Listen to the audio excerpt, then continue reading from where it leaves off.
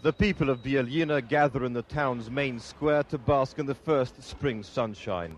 Their enjoyment is marred by the noise of bulldozers. They're levelling the site where the town's main mosque used to stand. It was still there last Friday night. Now there's nothing left. These pictures were taken from a moving car because we were strictly forbidden from filming the demolished mosque site. We were not even allowed to get close to where the town's other 4 mosques stood.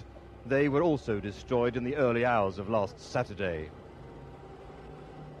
This is what the main square used to look like. The mosque, a prominent feature of the multi-ethnic town. That chapter of Bijeljina's history has been wiped out. 2 hours before the mosques were blown up, all telephone lines from Bijeljina were cut. Bulldozers had to finish the demolition job at this mosque because it was only partially blown up to spare surrounding buildings. It was allegedly the work of an extreme Serb nationalist militia we encountered on the streets called the Panthers. Their commander, not seen here, is called Ljubiša Savić, better known as Major Mauser. He wants all Muslims out of Bijeljina by April the 15th. The Serbian mayor of Bijeljina apparently knew beforehand and opposed the plans to destroy the mosques. With the sound of bulldozers behind him, he talks of his helplessness.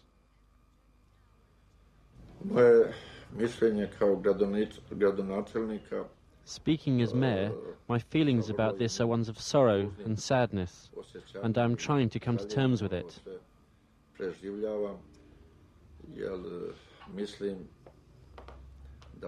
Because I think this act will do nobody any good, least of all the Serbian people, who have always lived with the Muslim population quite normally.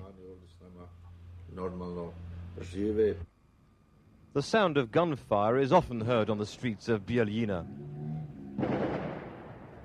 and people pretend not to notice. There's been no fighting in the town since last May. The firing from the guns of the paramilitaries is purely to create fear among Muslims. Of some 15,000 Muslims who originally lived here, around 4,000 remain. And many of those are now leaving too. These Muslim families are bound for Vienna. The armed militiamen who put them on these coaches out of sight of our cameras say these people are leaving voluntarily. And it's true that they want to go, to flee. They're too afraid to say they've been driven out by acts such as the destruction of the mosques. This old man was one of the few Muslims willing to risk being seen talking to us.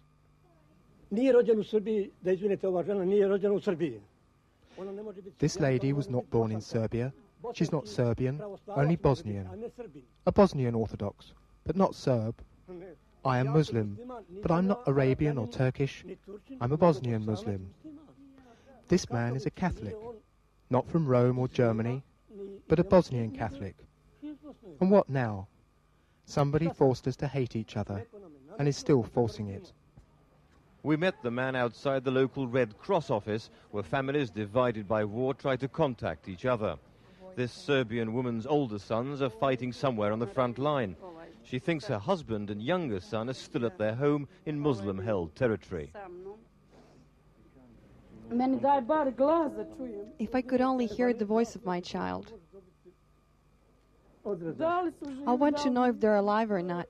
They had to surrender because they were the minority. I'm always asking for someone to put us in touch with each other. I would even pay for it, just to know that they're still alive. Most local Serbs appeared shocked by what had happened to the mosques. This is just propaganda to get us to fight each other. Everybody's against it. The army officers have been asking each other who was responsible, someone who really wants Serbs and Muslim people to fight. I was in church today and the priest was crying, saying how sorry he was, asking what's happening to us. Some Muslims who work at this Bijeljina flour mill are prisoners at a detention camp called Batković, 6 miles to the north, which we were not allowed to visit. We were allowed to talk to 3 prisoners hand-picked for us at the mill. 2 Muslims and a Croat.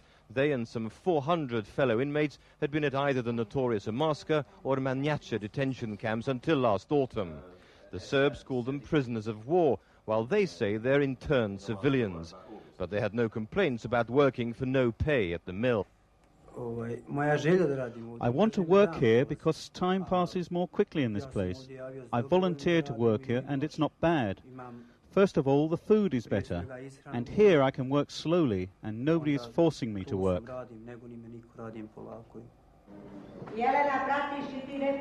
There are small islands of normality in Bijeljina, such as the schools where children of the Serbs and the depleted Muslim population mix as before. This school has managed to keep teaching staff from both ethnic groups. But life outside has changed so utterly, no one expects to see their town return to how it used to be. Bijeljina is never going to be what it used to be. It used to be a center of culture, of agriculture, a calm, peaceful place, a place of flowers and beauty. But we will stay together, except there won't be so many of us. The destruction of the mosques here in Bijeljina and the fear under which the Muslim population now has to live are an inevitable result of the lawlessness created by war. People on both sides of the community have confirmed to us that local Serbs are generally disgusted by what's happened.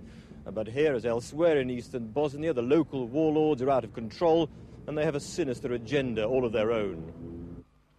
They try to keep the destruction of Bijeljina's mosques a secret from the world. Every day, eastern Bosnia is being cleansed of more of its Muslim heritage and of its Muslim population. Because what happened here has taken place in other towns and will go on elsewhere, unrecorded, until something is done to end the war. Gabirado, Channel 4 News, Bijeljina.